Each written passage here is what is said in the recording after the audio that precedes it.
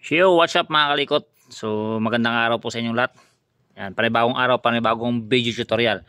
So, for today's video mga kalikot, bigyan lang natin ng kasagutan. Yan, isang video tutorial. Yung nagtanong sa ating post, sa ating video.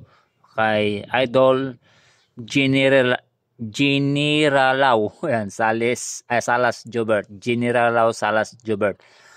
Tanong niya, Lods, tanong lang po. Ano kaya sira ng motor ko? Walang ilaw, walang busina, hindi rin gumagana signal light. Sana mapansin, salamat. So yan, para sa ito mga kalikot.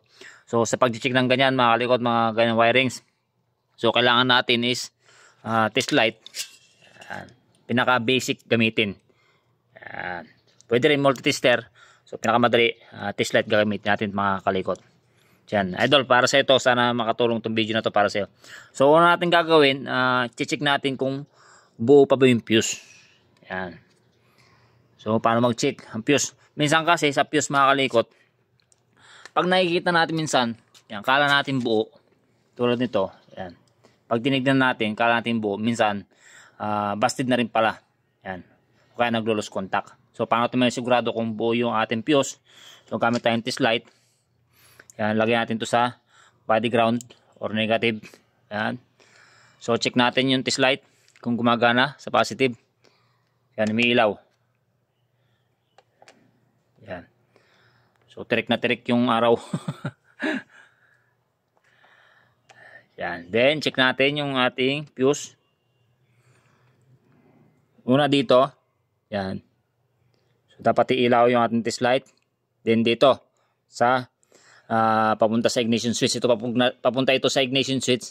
At the same time, papunta rin ito ng ating regulator. So, dapat i-ilaw din natin test light. Yan. Dapat i-ilaw yan. Okay. So, na-check natin, okay yung ating fuse. Hindi man busted. Sigurado.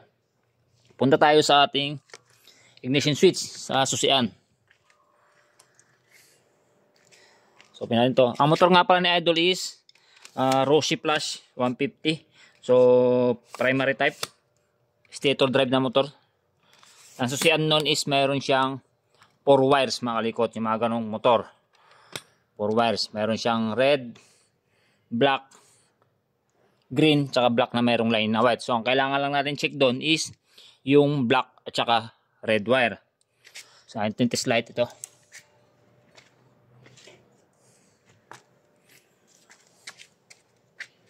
So gamit ulit tayong test light mga kalikot.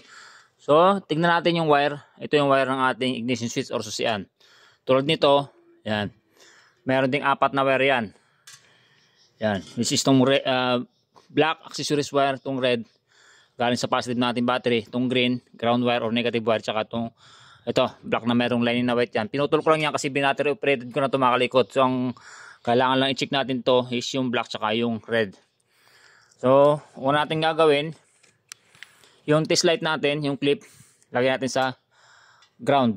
Yan. Tapos, una natin i-check yung red wire. Tusukin natin, so dapat iilaw yung ating test light. Itong red wire.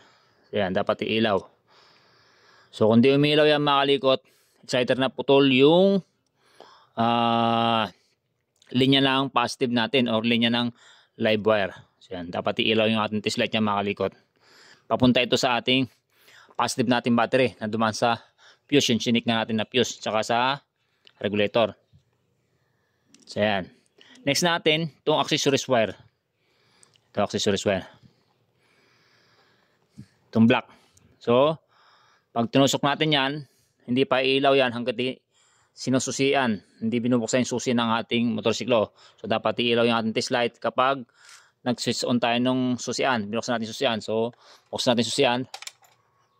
Yan, umilaw. Dapat iilaw yung test light. Kung di umilaw yung ating test light mga kalikot, ang problema niyan, ang sira niyan is susian, ignition switch. Baka putol na yung connection ng black sa red, sa may o kaya mechanism ng susian. So, palit susian mga kalikot pagka ganun, or pwede rin pa-repair. So, ganun mag-check mga kalikot ng sa mga ganung senaryo or ganung problema ng motor.